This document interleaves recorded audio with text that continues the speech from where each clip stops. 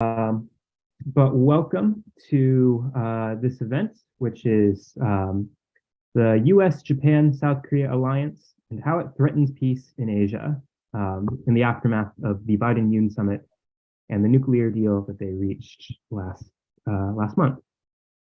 I'm Hayden Smith. I'm from the New England Korea Peace Campaign, which is the New England affiliate of the Korea Peace Now Grassroots Network, and also part of Massachusetts Peace Action, who is hosting this webinar tonight. Before we go into introducing our speakers, I'll just give a quick refresher about the context we're living in. Last month, and this will be explored in more detail down the road, but President Yoon came to the United States to meet with President Joe Biden. They reached a number of deals to bring bring South Korea closer to the U.S. military umbrella in East Asia, trying to and kind of mark the culminating point of the Biden administration's efforts to bring South Korea into alliance with Japan, and then to form a joint front with the U.S. to counter China, thus escalating tensions in East Asia as we enter a new Cold War with China, unfortunately. So here today we have some speakers that will talk a bit more about the threats that these developments pose, and how we should be trying to pivot towards de-escalation and ultimately towards peace. And I'll also note that today is May 18th, and it marks the 43rd anniversary of the Gwangju democratization movement, which, if you're not familiar, was an uprising that took place in Gwangju in 1980 against the military-backed government of Chun Doo-hwan, the South Korean dictator. It was very violently put down, and I think one of the more interesting bits of research that has been going on lately is to see the U.S. role in that. And I think it's pretty relevant to what we'll be talking about tonight as we talk about the U.S. and South Korean colluding for more violence in East Asia.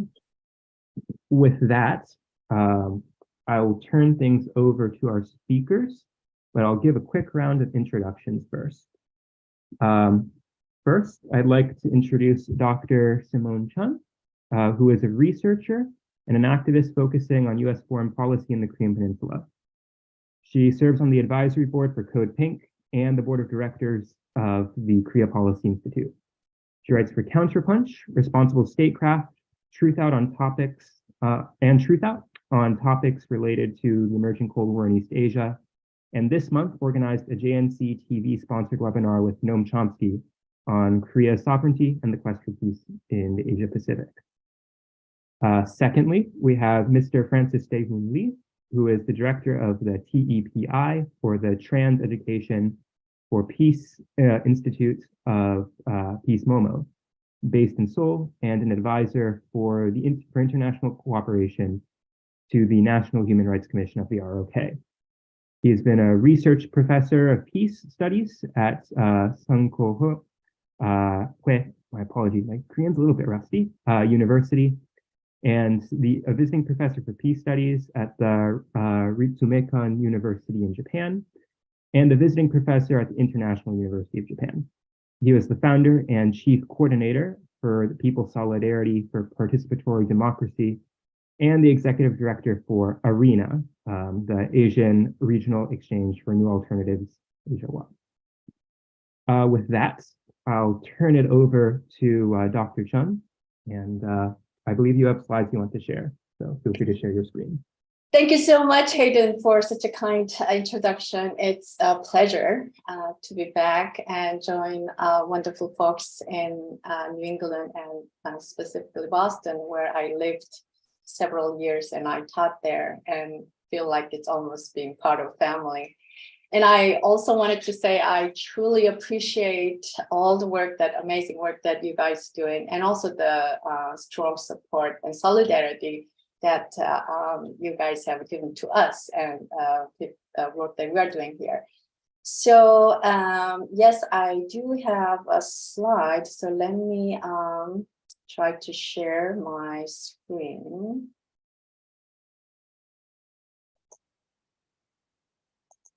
Here I go. Let's see if this is right. All right, so the title of my talk is Koreans Must Regain Control of Their Destiny. And my idea is that it's time for, we have a lot of different options to, in regards to pursuing peace. And one argument that I think we should think very seriously is that is let Koreans make a decision about the fate of their country, and also especially with regard to war and peace. Now, the first, I wanted to show the very short article op-ed that I wrote when Yoon Suk-yeol, came to Washington for state visit, and it was published in the Common Dreams and called the Yoon Suk-yeol's State Visit: U.S. backing of a far-right leader bad for South Korea.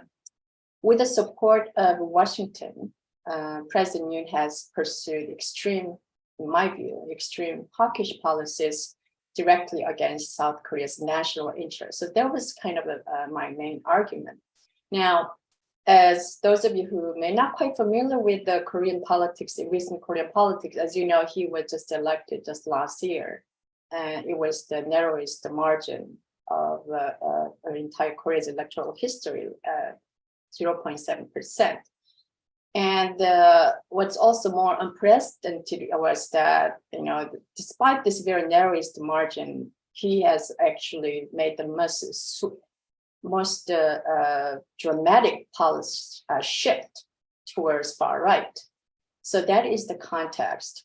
Looking a little bit further on that article, actually, I am referencing the announcement that on the protest that you guys did, the New England Korea Peace Campaign did. That is, so with regard to that, characterization of Yoon Suk-yeol administration, said, since entering office, Yoon's right-wing administration has expanded costly and provocative U.S. ROK military exercises, heightened tension with North Korea, rolled back workers' rights, threatened to abolish the Ministry of Gender Equality, and has taken many other actions to undermine struggles for peace and justice in South Korea. I think this is a truly perfect depiction of Yoon administration.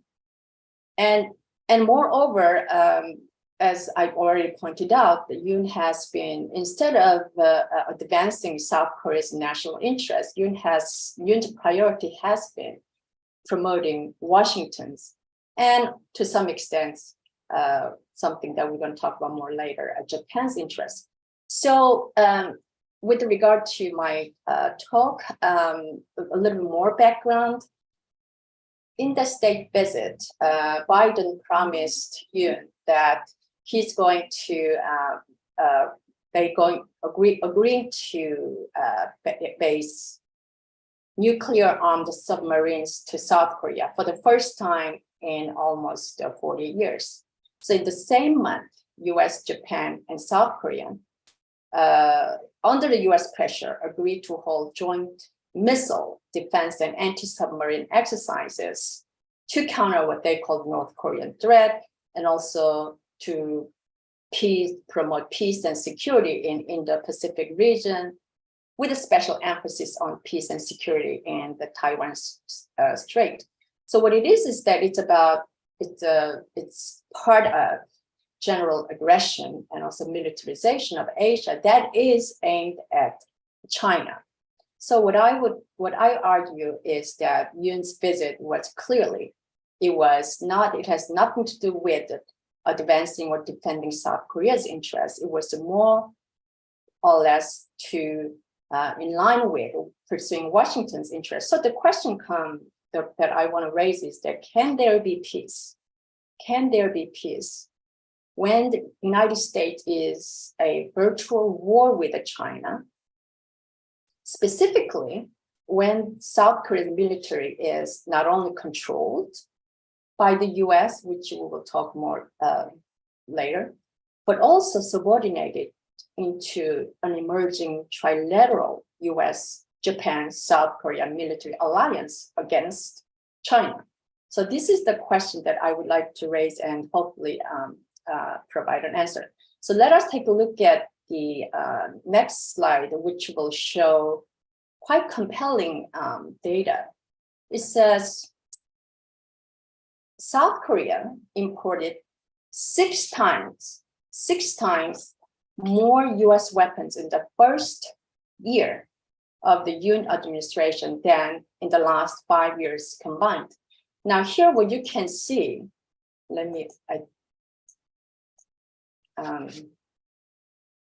going back to the slide, it's in Korean, but what you see here is that all the major US, the largest top 5 military contractors, Boeing, Lockheed Martin, Raytheon, etc.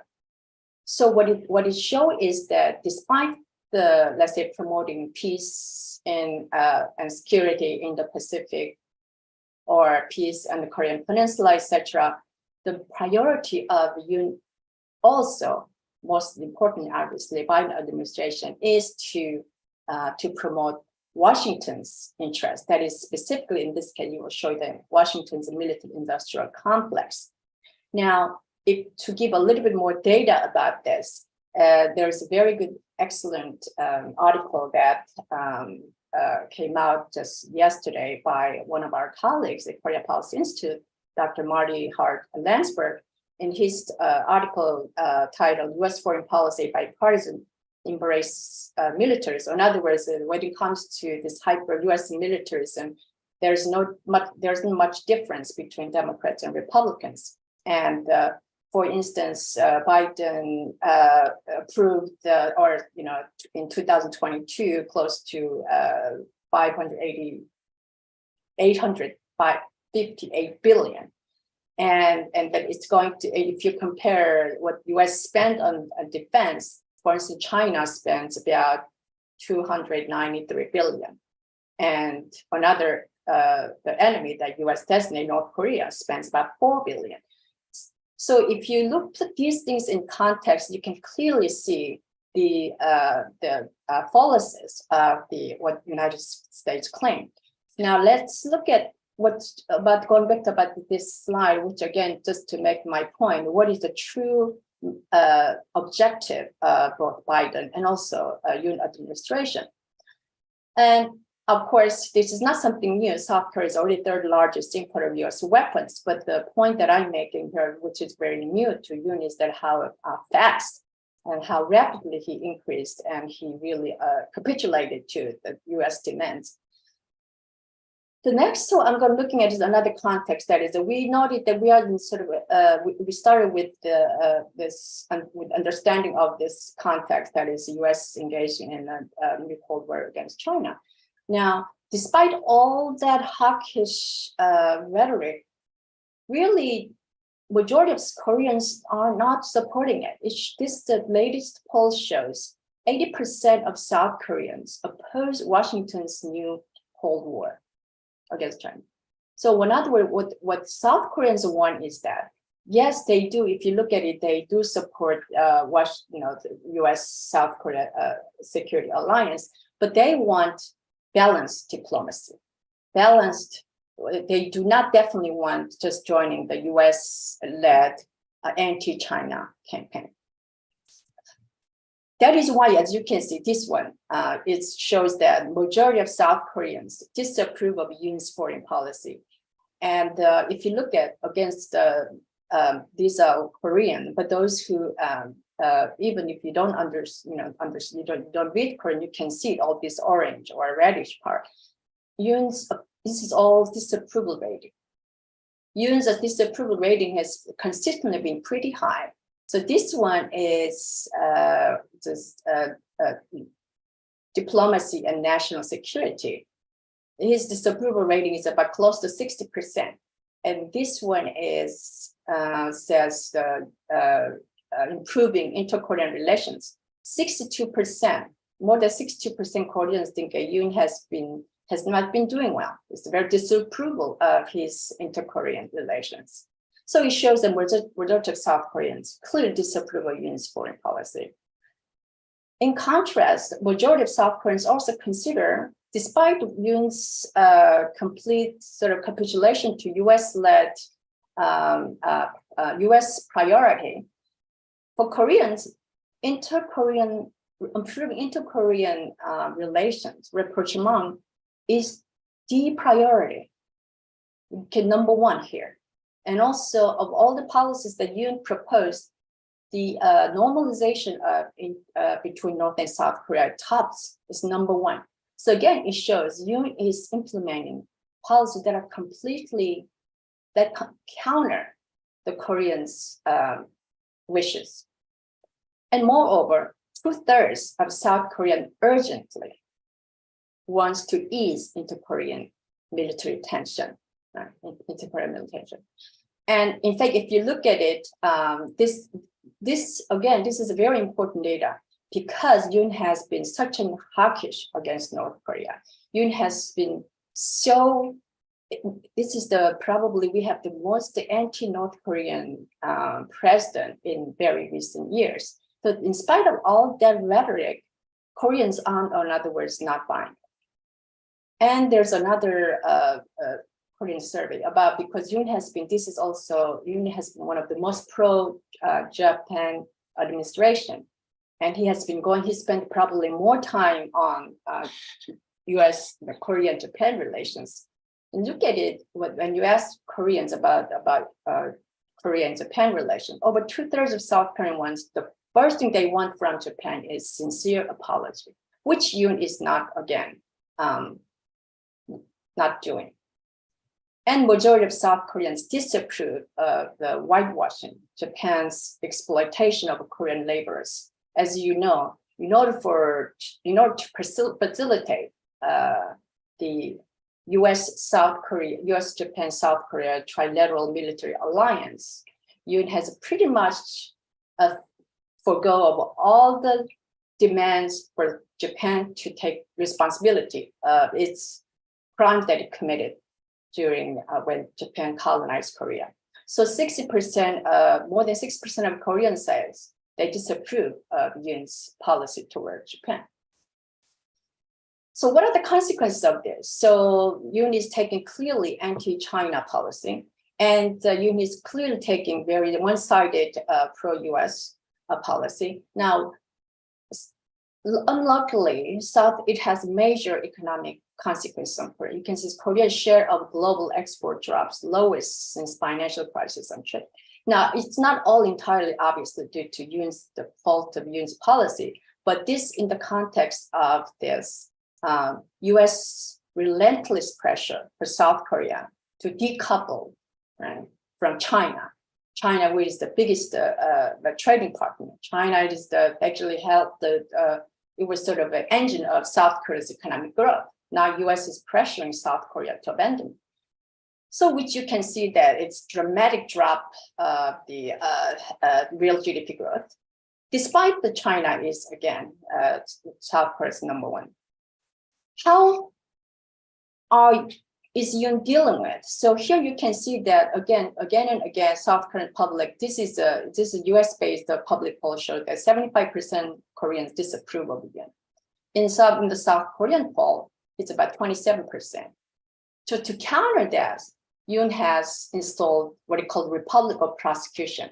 It is becoming, he's almost a quasi-national security regime, and repressing, going against workers, unions, progressive leaders, and those people who are working for unification and peace.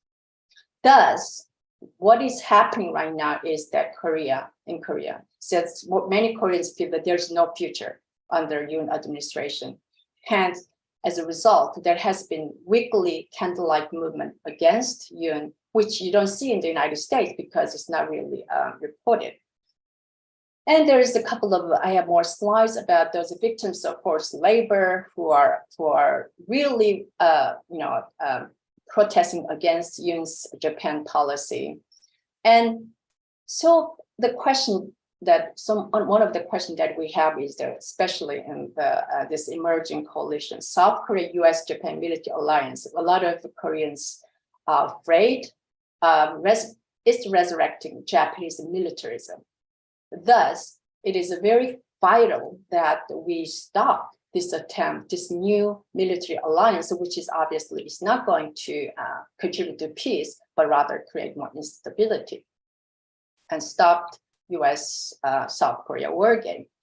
Now, to understand all this, some of those issues, I decided to look at some of the framework that we used in the webinar that we had with Noam Chomsky on April 26th. It was kind of useful because it enabled us to make a serious critique of US foreign policy. So he made about 5 points. One is, he said that basically we are not according to Professor Chomsky, we're sort of in a contest between a multi-world versus multipolar world versus unipolar. So multipolar world is UN-based world, which China also supports. Unipolar world is the US-led war. It's called rule-based war. So if you don't agree with the rule-based US-based war, you basically are the sort of the enemies. Now, in order for United States to pursue that unipolar world, US is adopting this policy that is basically, again, attack on China. Not, in fact, according to Chomsky's words, is already developing an attack. It's already underway. And however, although it's not really reported in the major media, most world is refusing to support US effort to launch another major new Cold War. And every country is moving towards independence from the US-dominated global system.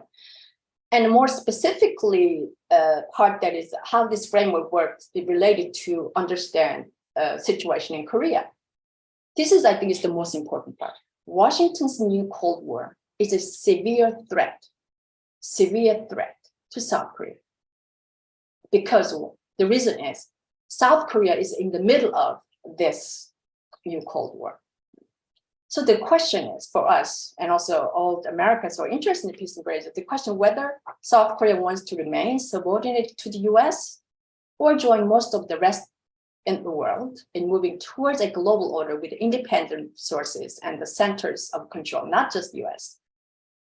Otherwise, the outcome, the worst possible, almost dystopian outcome will be basically a war with China that ends the end of humanity. And also South Korea specifically is going to be a more difficult situation.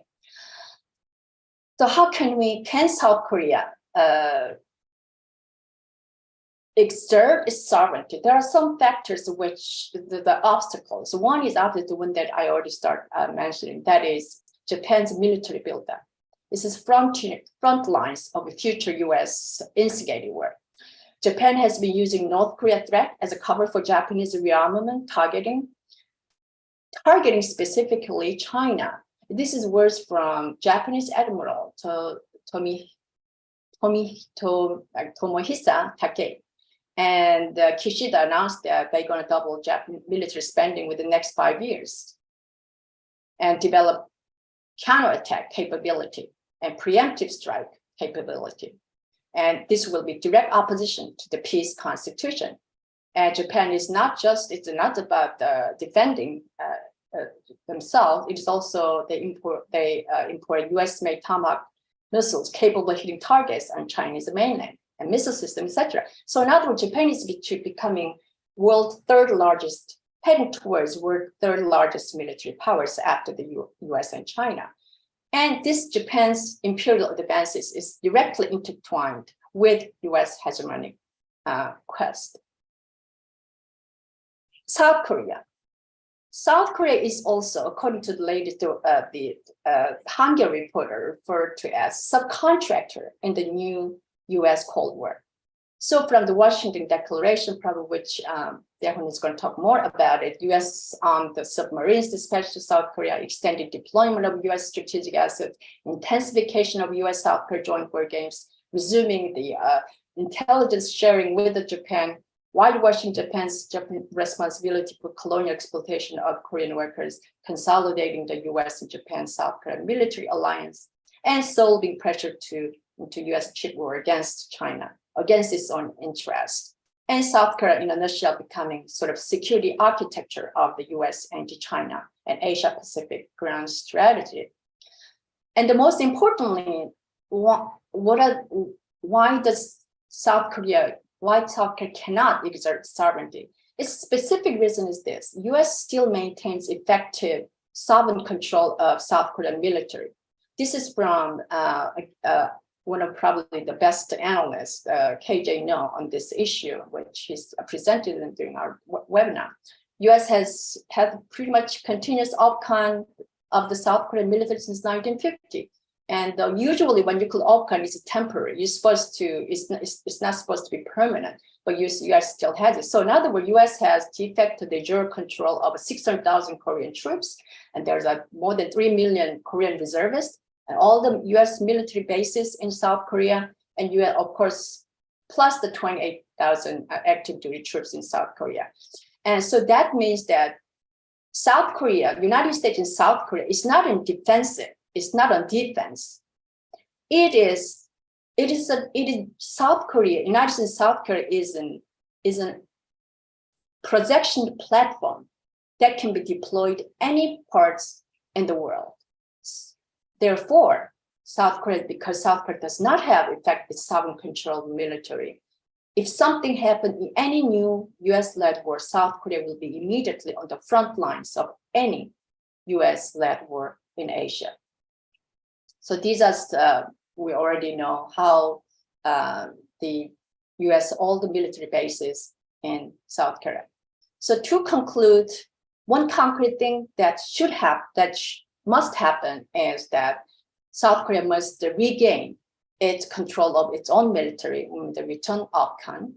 And instead of capitulating to the US-led priority, that is then going into another new Cold War against China, the long-term goal ought to be moving toward a peaceful, more neutral, and eventually, and unified Korea, so that Koreans can decide on their own destiny. They can make the choice. And instead of being a victim, or instead of being dragged into a major crisis that is completely counter their interest. Thank you.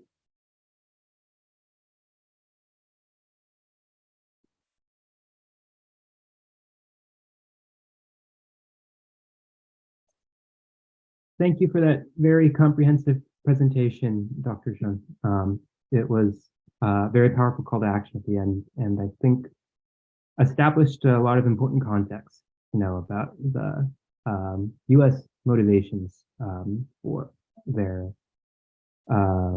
relations with Japan and South Korea, building towards Cold War with China. I said this in the chat earlier, but to those who joined more recently, or those who are watching on the live stream, we will have time for questions for Dr. Chun later in this event. But first, I'd like to turn it over to Francis, Mr. Lee, to present his portion. Thank you, Hayden, and thank you, Simone. It was a very, very excellent talk from you, and I feel belittled, humbled, how I should add more. You have covered most of the topics that I wanted to speak. And everyone, I feel very, very privileged to join your group. And thank you for having me in this session. English is not my comfortable language, so please bear with me. I may have to speak slowly and repeat several things. I prepared my own slides, which is also very crude. So I'll use this. I wanted to focus on the danger of the tripartite alliance among ROK, US, Japan. And I want to try to understand this danger in the regional context rather than in the Korean context. So that's my aim today. And I will skip some of the overlapping contents with Chun. As you know, this summit was hailed by the government side in Seoul. And basically the joint statement in Washington says that two countries agreed to exercise extended deterrence, and South Korean government is very happy that we have the Korean version of real deterrence and Korean version of NATO level defense, thanks to this summit. And then they organized a nuclear consultative group, and the government is advocating selling this consultative group as a NATO level security institution. And the promise that was explained to the Korean public most often was that South Korea will now have extended and constant deployment of US strategic assets.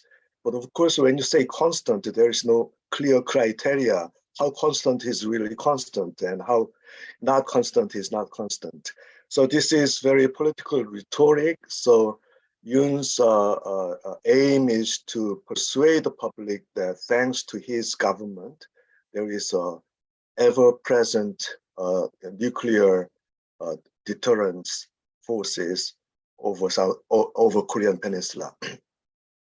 But we also note that during the summit, Biden mentioned if the PRK moves in the wrong direction, US will guarantee the end of North Korean regime. So include that this summit was quite provocative to the PRK, but interestingly and expectedly, the PRK has not responded to this summit yet in words or in actions. And this is typical. The PRK usually does not respond to big political events, global events immediately by words. So our guess is that they will respond to this summit by action in coming months, and this is worrisome. And they also promised to strengthen simulated war exercises, also mentioning Taiwan Strait issue. We have to note that they didn't mention China directly, South Korea, US together, but they mentioned Taiwan Strait, and this made China really, really angry. So China reacted to South Korea in a very harsh way. So in summation, the government side reaction was like party-like. We achieved the deterrence, we achieved the nuclear sharing, and we achieved installation of NATO-like nuclear consultative group. But the public reaction, as Simon mentioned, is not so hot. So I would say, depending on the survey agency, I would say the public reaction is divided, because we also have to take count of the rising pro-public opinion for having nuclear weapons. That's a new phenomenon under Yoon's government. There is a rise in the public sentiment that probably South Korea should have nuclear weapons. And this is the first time we are having this kind of phenomenon. And this is worrisome. We can say this is because of the ultra right-wing government, but at the same time, I think I should interpret this that there is a substantial worry or negative reaction to DPRK's nuclear armament in South Korea. So we also have to take that into account. Is this a new result, the Washington summit? I don't think so. I think this is a continuation, and it's a well-made show, because the limited nuclear war exercises have been going on with ups and downs since 1981. So war exercises, assuming limited use of nuclear weapons by the US, has been there in Northeast Asia for a very, very long time. So this extended deterrence is not something new. And specifically since 2006, ROK and US forces have made an agreement for strategic flexibility. That means the South Korean force is not just about DPRK. It's for China, it's for other parts of the world. It's one body with the US forces. So this is an agreement. So this is a continuing game that South Korean military will be part and embodiment of the US global strategy. And we are structurally limited, as you know, by the mutual defense treaty between US and ROK. In this agreement, in this treaty, there's nothing mutual. There is nothing mutual. I think we should change the name of the treaty as unilateral US projection treaty over ROK. But the name is mutual defense treaty. So ROK does not have sovereignty over military and security affairs because of this treaty. And as you know, the main aim of the US in countering China in East Asia is through the military alliance of the three countries, Japan, South Korea, and the US. But this alliance is not yet formed. It's a combination of two bilateral alliances. So two alliances, Japan, US, ROK, US, are with a treaty, with a legal document. But three countries do not have that. So the point that Yoon wants to make is to complete this tripartite alliance, which is the ultimate strategic goal of the US. That's what Yoon's government is doing, the addition, the culmination that he's trying to achieve. And I'm quite sure that that's the main goal he wants to achieve. And happily, because of his low approval rate in South Korea, the reaction to the summit was mixed but more negative. So the impact of the summit will not make immediate and big changes in the public mind, I guess. So still, it's negative. And if we read why more people reacted negatively to the result of the summit, is that it's insecurity. A large portion of the South Korean public are concerned about China and Russia becoming more antagonistic to South Korea. So let's say that public also have genuine legitimate security concerns. Now this is a new development. Now the public in South Korea, they are beginning to be concerned about the China and Russia issues in this region. The regionally oriented security mind is being formed. This is my interpretation. Before Yoon, under Moon's peace initiatives with North Korea, our public mind was focused on how to make peace with DPRK. And that is kind of a key to solve many problems. But now with coming of the Yoon's government, there is a regional concern that China and Russia are on the horizon, and we should deal with it. We should think about it. At least that kind of thinking is now emerging. Now, I want to propose that Northeast Asia region is very special. Number one, all top military powers, global military powers are concentrated here. That's obvious. But there is a discrepancy. The media and most of the public, they try to look at Northeast Asia like China, Russia, two Koreas, and Japan. But the military people, they look at Northeast Asia in this way. Okay? This is actual Northeast Asia when we talk about US, Japan, South Korea, North Korea, and China. So this is the military understanding of the region. This is the war theater, and they plan with this map, not with this map. So what I'm trying to say is that in this region,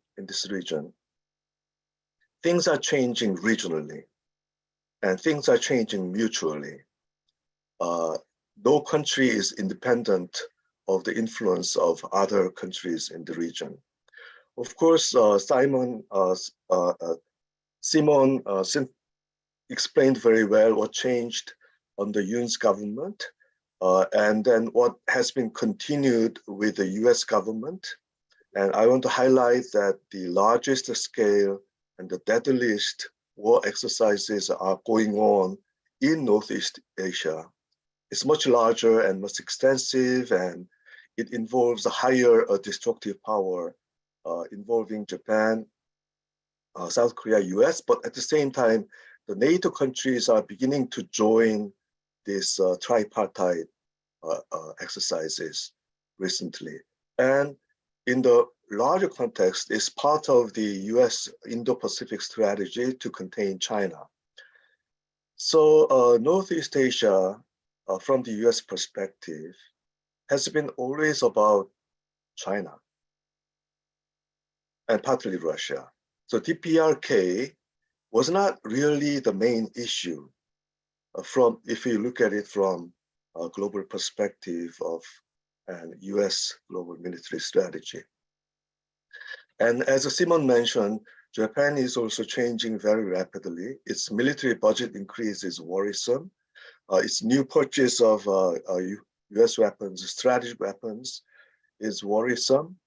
And it seems Kishida's government is determined to actively join in containing China along with the US, and again, to increase their influence in Asia, in East Asia. Now, what happened with the advent of Yoon's government and with the continuation of US military dominance in the region in DPRK? I think we have to note that for the first time in DPRK history, last year, with the shock of Hanoi meeting, DPRK enacted the first law of which we should interpret as first strike doctrine. So in September last year, DPRK enacted a law that if it sees imminent threat to the government, to the leadership, and to the military integrity of DPRK, it declares DPRK has the right to use first strike with the nuclear weapons. So now this completes the scene. DPRK is the latest comer in declaring first strike. US and ROK has agreed on first strike for a long time. And Japan, with its intention to long-range attack weapons such as Tomahawk missiles, it is sending a message that Japan will also follow the suit of the first strike. And they passed the so-called new strategy papers last December, saying exactly that. Japan will regain the ability to attack the enemy military bases when it sees necessary. So now the major countries in Northeast Asia are all armed with first strike policies. I want to repeat that. All the major countries in Northeast Asia, except China, declared that they will have first strike policy. And they are all full or semi-nuclear weapons countries. So this is a new situation. Probably in human history, I think, my guess is that there was no situation like this with all nuclear or potentially nuclear countries declaring first strike policies in the span of 2 years. That's last year and this year. So this is very, very dangerous. And Yoon is the person, well, I agree that he won very slightly in the presidential election, but the winning is winning, and he's making a tremendous land-shaking changes. And his philosophy is very consistent, is peace through strength, and he wants to complete the tripartite alliance. So please take a moment to rethink.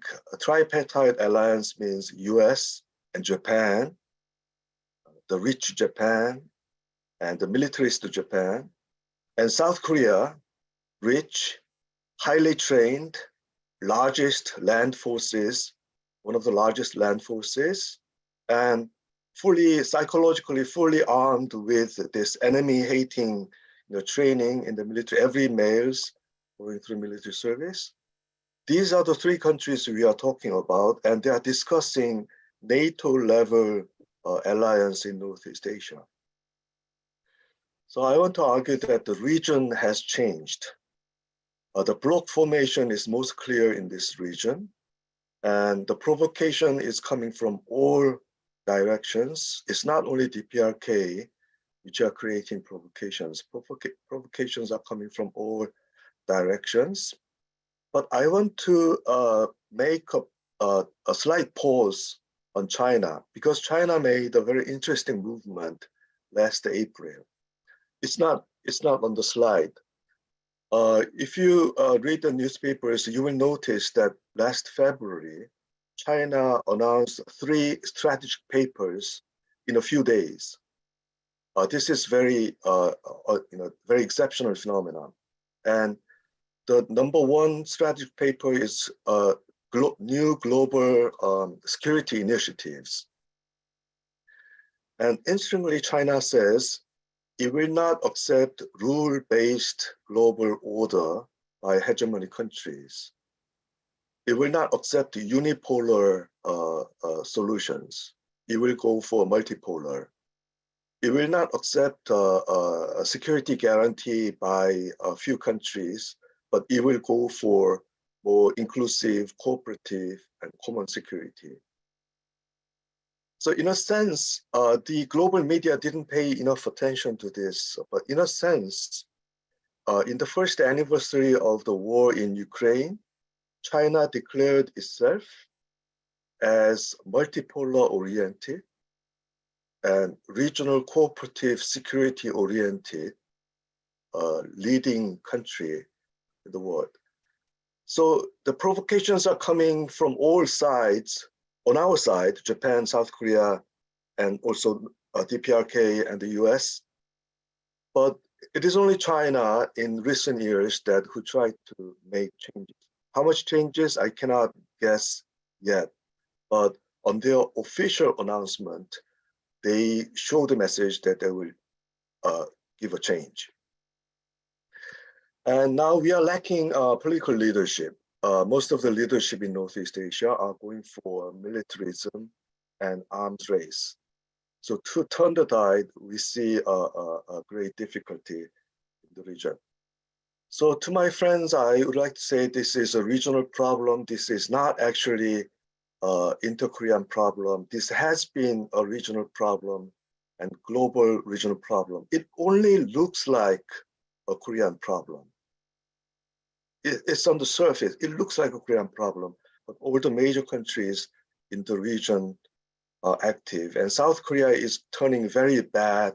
The anti-DPRK discourses, anti-DPRK policies, anti-DPRK NGO initiatives are increasing because of the Yoon's government. So the antagonistic trend, both in the society and the political scene, will increase in the Korean Peninsula. I don't think the peace-building forces within South Korea or Korea-related groups alone can create enough energy and impact to change the new Cold War-like situation in the region. So my appeal is that reading the recent developments, especially from the war in Ukraine and how China, Russia, and the US are reacting all in a different way to the situation, we need more regional focus, especially how to prevent the conflict in the region. As Henry Kissinger recently warned, as Noam Chomsky warned, war is not a remote possibility anymore in the region. There are actually war planning in Washington, going beyond partisan debates, as you know. And we have two very active or obedient governments in Japan and South Korea, which support that war plans. So now the situation has turned really sour. So in that sense, a peace in Korea focus is too narrow. If you look back from the Korean War, what happened in Korea in terms of war, conflict, hating, and enemyship was the result of global power rivalry. And that thing is now happening again with the highest arms race. And today's warfare is much more complicated than the Korean War or Vietnam War and other wars. Wars are prepared for a very long time. And wars are prepared in a psychological and intelligence, cyberspace, AI, all involved. So I would say today's warfare is comprehensive, and in that comprehensive way, war is now being prepared in the region, and we have to visualize as a regional war, global war regionalized. So our topic, our agenda would be preventing another serious armed clashes, which will easily develop into full-scale global war, and which will easily devastate our continuous agenda for democracy, human rights, and peace building in a matter of a few years. So I think these are the tasks facing peace builders beyond their national borders. We have to redefine the new warfare. We have to reconfigure, re-understanding how the global powers are reconfiguring the region, and find opportunities for peace building. My appeal is that we need to set the alarm first. It's not just a problem of bad governments in South Korea and Japan and so forth. We have an earthquake coming in North Asia. We have to send alarm signal, and we have to politically and movement-wise, we have to work regionally. And we have to use all possible, talking, persuading, diplomatic skills to influence all the governments, not just the PRK, not just Washington, not just changing Yoon's government, all governments. I think Japan should be on the target as well. Japan is playing a very, very dangerous role. It's an irreversible process, I anticipate. So we want to engage in regional and preventive diplomacy. I'm talking about diplomacy by movements. And in case there is a sudden hike in the tension, I think we should be ready to send a mediation team just to lessen the tension. Whatever happens over Taiwan Strait, it's almost every month that there is a semi-military clash over Taiwan Strait, and including South China Sea. These are all connected. And this is connected to South Korean force and Japan forces.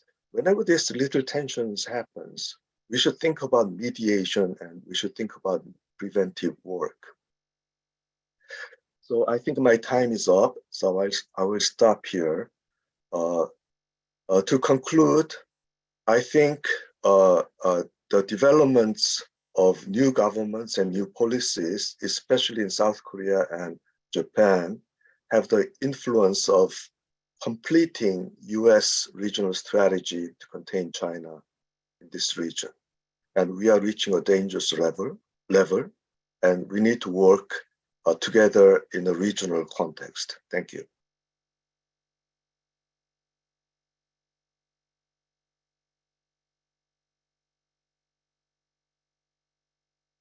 Thank you for that presentation as well. That it's very grounding, both in terms of how scary it is, but also important to know these facts so we can handle this reality and position ourselves to build a path towards peace. So thank you for the presentation. We'll now begin our Q&A session. So if you do have any questions, please feel free to put them in the chat, and I will read them. If you want to direct it to a particular speaker, please indicate that in your question. Otherwise, I'll just direct it the question to both speakers, and you can figure it out amongst yourselves who would like to answer, or you could both answer. All right, thank you for the question, Subhash. I'll read it out for the group. I'm going to pose a hypothetical question. If by accident a war breaks out between the two Koreas, do you think the US is going to support South Korea knowing that North Korea can attack the US with a nuclear weapon? And I'll pose that to both of you.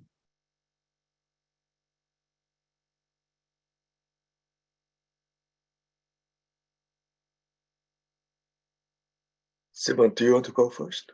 Or Oh, well, you can go first, yeah. By the Mutual Defense Treaty, yes, US is obliged to get involved and go for fully defend South Korea.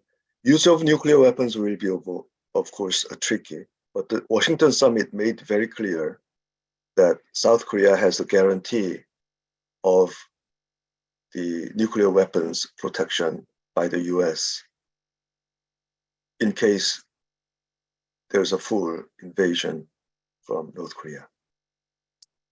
So there is a very strong legal and political guarantee of nuclear weapons. That's the problem.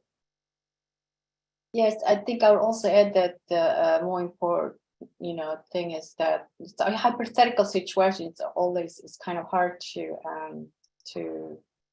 think clearly, but no matter what type of military conflicts occur, it will be catastrophic.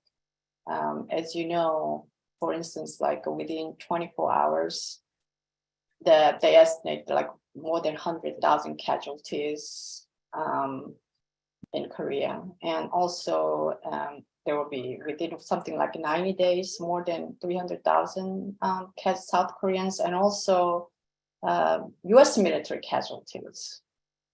And hundreds of thousands of civilian death. And and moreover, it's I think the question whether US it's going to support South Korea, which in itself is kind of not as important as the fact that it's going to be a regional war.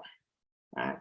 And you remember also China has the security arrangement with North Korea.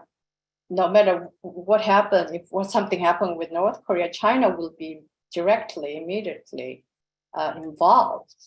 So what we're talking about is, it's again, as Francis pointed out clearly, it's not going to be just a Korean, war. It's going to be a regional war, and now, as Francis pointed out, also now, the expansion of a NATO, and now we're talking about, not only this just trilateral military alliance, Australia, New Zealand, and so it is really the major. It's kind of global war. I think that's we were talking about the millions of casualties. So I think that's it's very scary, which is why it's so vital that we pay attention. And also the really, as we point out, that it's not so much of an accident. U.S. policy is very provocative. I mean, as Francis pointed out, that South Korea has, since Yoon came to power, literally it is a nonstop military, war games with U.S. and also, 3 countries, and it's very provocative. And I think some scholars said that the United States has always been kind of playing with the fire, and this is really the most. I don't think we had any situation like this. I think what Francis said at the very beginning. This is really the first time you said it's all these countries, declare first strike, except China, and we really have to. It's a very serious situation. Good question. Yes, thank you for the question. I'll turn over to our next one from Joseph Gerson. The 70th anniversary of the Armistice Agreement will be at the end of July, with major events planned by peace forces in South Korea and Washington. How do you think they can be used to build support for the war prevention agenda that Francis laid out?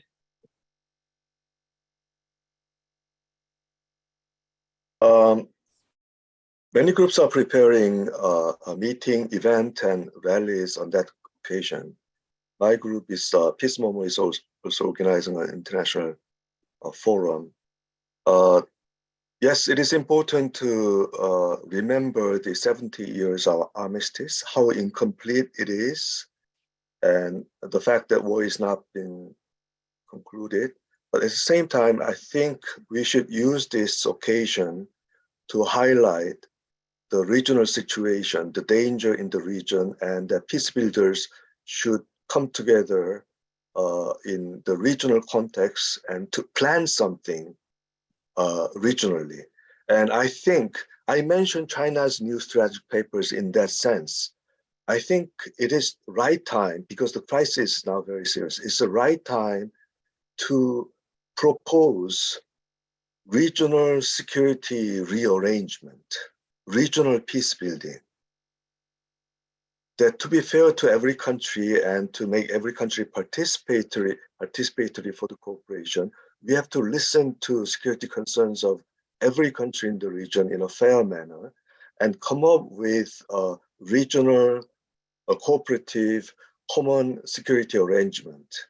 We have to go beyond the limited political leadership today in the region to design and envision that this region can survive without really attacking or provoking each other. So that's what will happen. There will be celebrations, remembering ceremonies, rallies, and meetings. And my proposal was that we think for the future. And also, I think that, yeah, definitely the one actually the lesson that I can think of from Europeans' experience in 1980s, when there was the Reagan administration and coming in, and the United States wanted to put new nuclear missiles in Germany, and so there is a sort of in reaction, there is a massive peace movement, Atlantic peace movement, and also peace anti-nuclear movement from New Zealand, United States, and Europe. And so some peace activists really, kind of even exaggerate that actually had such an impact. Regardless, to me, it's we can learn something from it. So when we have this, United States is really is keen on this anti-China and the hyper-militaristic path. Why don't us people in Northeast Asia, right, China, Japan, Korea, Taiwan, we've got like the people's security, right? And during our webinar with Noam mentioned something like when Europeans imagine this, the European people's home, something like that. And then that immediately I thought about something like, Northeast Asia home, people's home. So I think that this is time for us. We can use this crisis as a challenge, opportunity. So people on all this Northeast Asia region, right, come up with, present our people's paradigm for peace, not just spending all this our time just critiquing. And so my hope is that use this time actually empower us, because obviously we don't have direct access to all this, the power structure. So really strengthen, empower us, so that when time comes, like where next, more progressive administration come in South Korea, and also in Japan, and also in United States, now we are ready, right? So that's, and then another thing is definitely, I think, going back to the issue, I think it really, within the United States, I think I really hope American peace activists help stop this anti-China policy. That's without, as long as United States engages in a new Cold War against China, there's absolutely no peace in Korea, or for that matter in Northeast Asia. Thank you both for the detailed responses there. I'll turn it over next to Paul, who asked the question, does Francis's call for a focus on regional issues mean we should de-emphasize issues such as the peace treaty with North Korea, travel between North and South Korea, etc.? So that's a question to me. Let me respond. It's not either or question to me. It's not either or question to me. I think it's contextualizing and it's placing the Korea peace agenda in a more recent changing situation that is happening in the region. And at the same time, so it's finding missing puzzles, missing big puzzle. That's a regional power structure that affects Korean peace or Korean conflict situation. But at the same time, there is another big missing puzzle that I think we should bring in the peace movement and peace agenda. That is, South Korea has become a very powerful and dangerous and aggressive country. So when we are talking about peace treaty between North Korea and South Korea, it's not too benign, the same ethnic Koreans trying to unite or trying to make peace. We have to think more realistically that it's about a treaty with poor and less developed but highly militarized DPRK and ROK, whether it's Yoon's government and Moon's government, has been continuing for militarization with American weapons and deeply into US military structure. I think inter-Korea peace discourse does not highlight this monstrous aspect of South Korea. That South Korea over the past 2 or 3 decades has become a part of US monster military structure. And it's aggressive, it's not defensive anymore. So that's what I mean. It's putting in missing puzzles, not either or questions.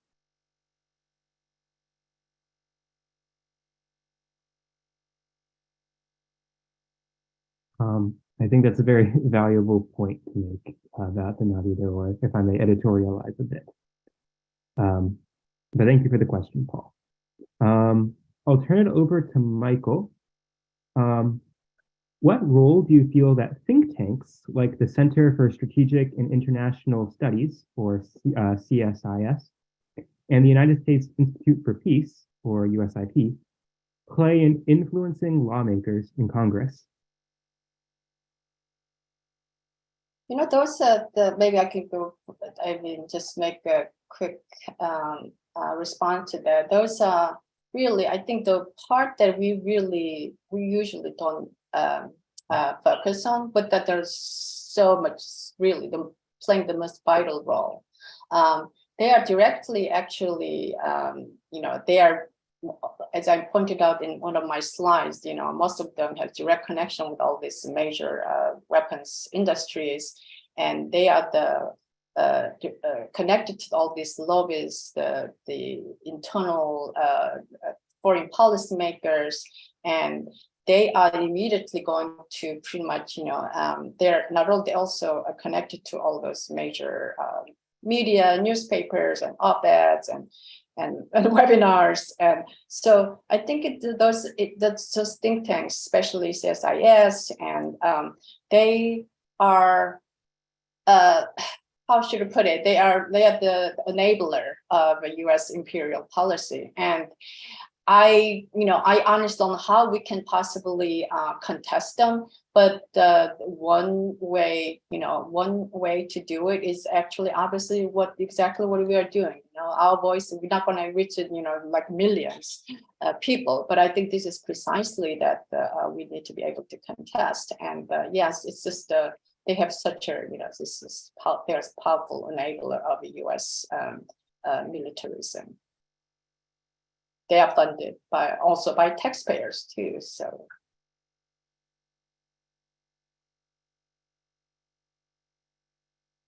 thank you for answering the question. And yes, I think the role of think tanks is certainly an important one to analyze.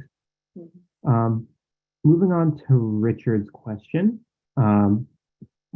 Is the US becoming even more dangerous as its empire declines and it decays socially? A very loaded question, but I'll turn it over to both of you. okay, I guess maybe I can go the short and then maybe just make a quick remark.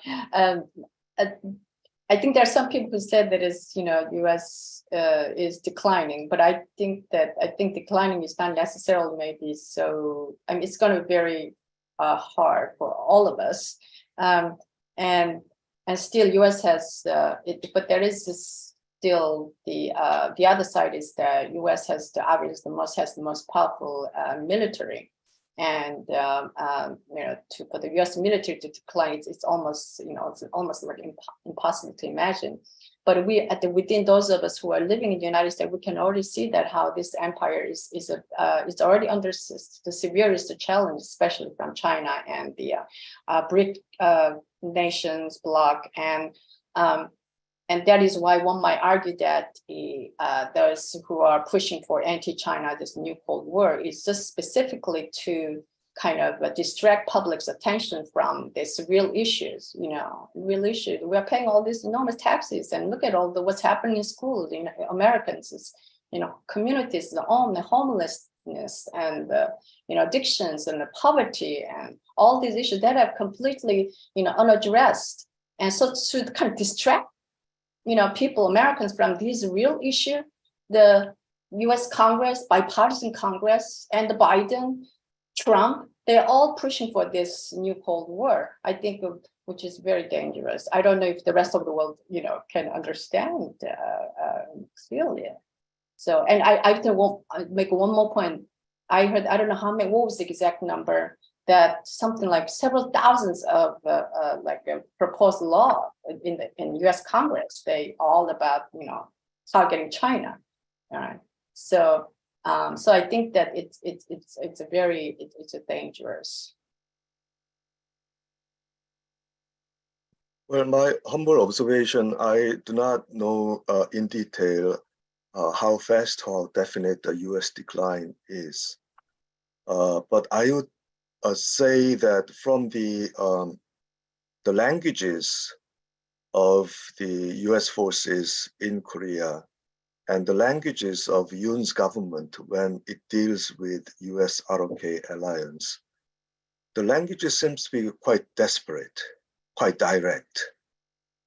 It seems some kind of desperation is pressing them to speak in such a harsh manner. Recently, the spokesperson of U.S. forces in Korea even mentioned readiness to go to war in a few hours in case of real provocation from DPRK. And he also reassured that the extended deterrence promise of the U.S. is real. It will be put into action. So that's like a nuclear war threat. And usually, in this kind of time when there is no real battle, there's no real shooting, really governments don't use that kind of rhetoric. So I suspect there is a desperation, and I ground my desperation with new global initiatives of Chinese government. And I guess these new initiatives happening between Saudi Arabia and Iran and so forth, this must have shocked to the leadership of the US. So honestly, peace builders like us, let's face that there will be more actions and wars out of desperation from the US side. And there will be more voicing out by new powers like BRICS and also China. And let's plan how to make the best use of new positive changes and the decline of the old pictures, old actions. I think we need new plans, but that's my call. Thank you for those responses. I'll turn it over next to Ayo, who had asked, as tensions will surely continue to rise, what can preventative intervention look like, and when, and from where would it come? I know you both spoke to this a little bit in your presentations, but is there anything you wanted to expand on or add?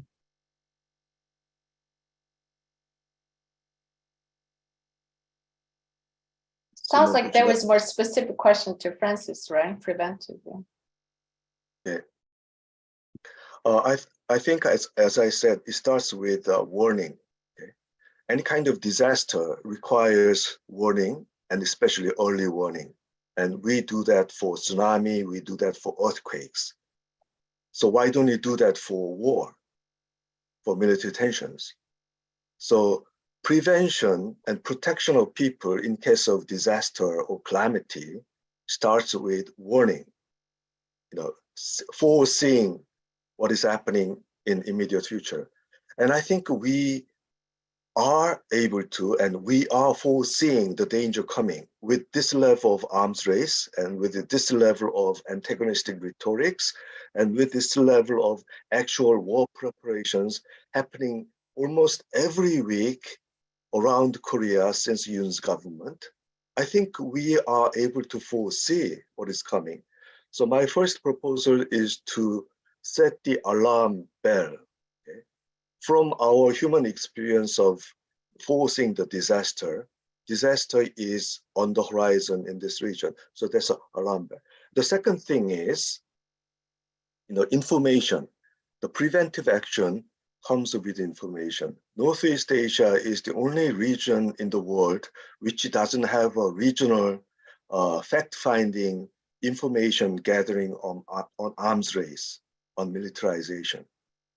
So in this region, nobody looks at how each country is building up their arms, nuclear arms, and pointing at each other. There is no regional information. So the information sharing is also in the early stage of preventive action. And then we need to have a mediation scheme. Mediation scheme, if the governments don't sit together, then there is track point number 1.5, track 2, track 3 mediation schemes. So civil society representatives, experts, or policy makers who can influence the government from different countries in the region should try to form a preventive institution. And in case a clash happens, they try to do mediation work. So this would be kind of non-official preventive initial mediation work. Then we have to authenticate and we have to authorize this mediation mechanism with international backing. For example, peace-building bodies in the UN and appeal to the General Assembly in the UN and so forth. So preventive diplomacy starts from non-official civilian expert circles and try to authenticate with more international authority later. I see it that's the only way because each government is not moving. We need to create from non-governmental circles. And I will add more on the formal side, going back to South Korea case. Really the South Korean public and all South Koreans should critically really examine about not having its sovereignty, not being able to exercise its sovereignty. Specifically, it needs to have control of its own military. If South Korea can have a control of its military, it can it can determine the pace or the scope of even the military exercises, and also to implement policies that can de-escalate tensions with the North Korea. Without South Korea having that, it's a very difficult. The United States has all that control, even in the peacetime. Although it says peacetime, U.S. South Korean military has the control, but even you can see that even peacetime, the United States have what they call the quota, which is another term for peacetime off-con control. So U.S. basically have the absolute exclusive rights to lead South Korea into any war. So I think that has to be really for not only South Koreans but with others has to be understood. And another thing really is that this realization, I myself will be very hard to say. South Korea is it's an occupied country. It is occupied country by the United States. And therefore, it does not have sovereignty. It's a very difficult notion that I even it's a hard time accepting, but that is the reality. And United States has refused to give any peace treaty or a peace agreement for more than 7 decades. It has taken that long, so I don't think United States has any interest. To me, it's giving any peace agreement at this point on the Korean Peninsula. So I think that it is hard realities, but I think unless we accept this reality, I don't think we can possibly imagine strategy that's going to work. So I think that awareness has to come first. So in this time, we can use the opportunity to really raise this awareness of South Korea regaining sovereignty. The critique of U.S. imperial policy, critique of the fate of South Korea that is colonized, that is neo-colonization, need to decolonize, and the situation of the occupied nation that has been divided for more than 7 decades, and I think we really need to come to grips on that this very difficult reality. I agree with Simon, but may I add an additional perspective? Yes, South Korean military gaining its sovereignty back is very, very important. But at the same time, looking at Japan and looking at other rich countries, South Korean military is part of the large industry. Mm-hmm. It's part of the national economic plan and income. And there is a very strong positive public opinion for the huge arms sales that South Korea has made over the past few years. And now it's becoming number 4 arms exporter globally. Now, there is a very strong public support for this. So South Korean military has its own life and its own momentum. That's a typical of rich capitalist country, and military is part of the economy, and they're very, very strong backup by the public for economic gain of large military.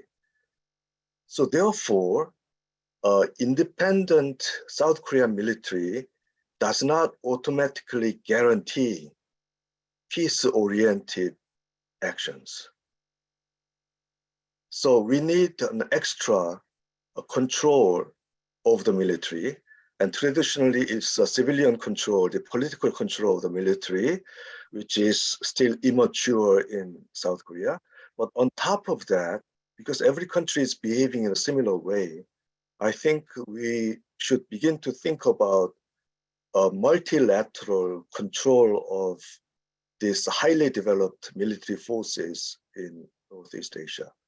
Otherwise, individual military force, I see too much danger in it structurally. Thank you for those very in-depth responses. I found all of those very useful for framing the work ahead. Because it's 8:27 and we wrap up at 8:30, I'll unfortunately have to cut it short for other questions. If you have any other questions for either of our speakers, I believe they both showed their emails in their presentations, but if any of you would like to receive emails, please put it in the chat.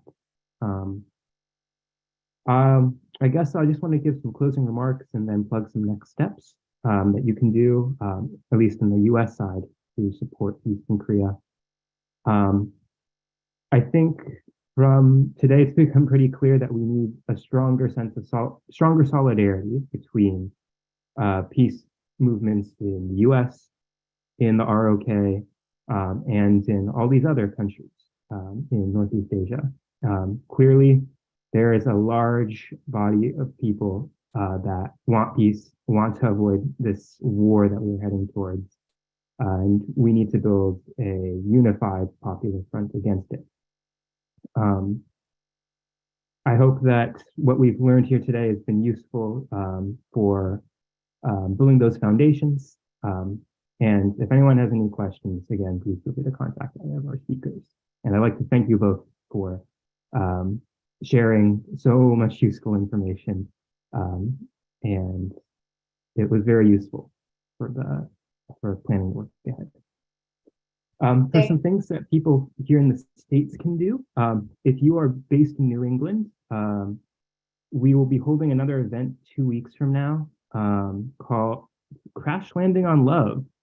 And it'll be an in-person educational event to talk about views on unity and division in Korea through South Korean pop culture. I'll put the link to that here.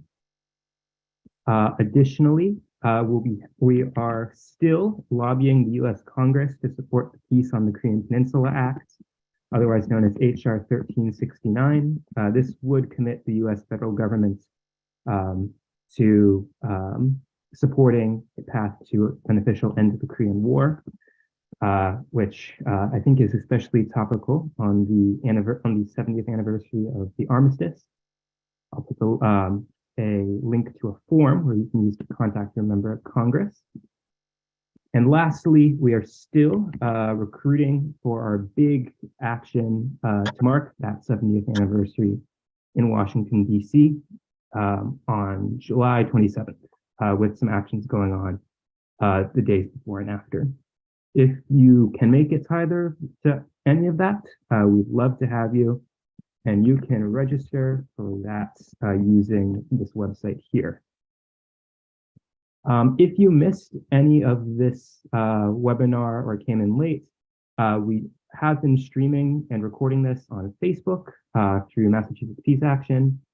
And I imagine that if you have any other issues accessing it, please feel free to contact the facilitators and we'll be happy to send you a recording. With that, it's 8:30 now, so I will let you all go. But thank you again to our audience for being here and being engaged, and to our speakers. Thank you. Bye. Thank you, Hayden, and thank you, everyone. Thank you. Thank you, everyone. Bye. Thank you. Have a good night. Simone, it was privileged to be with you today.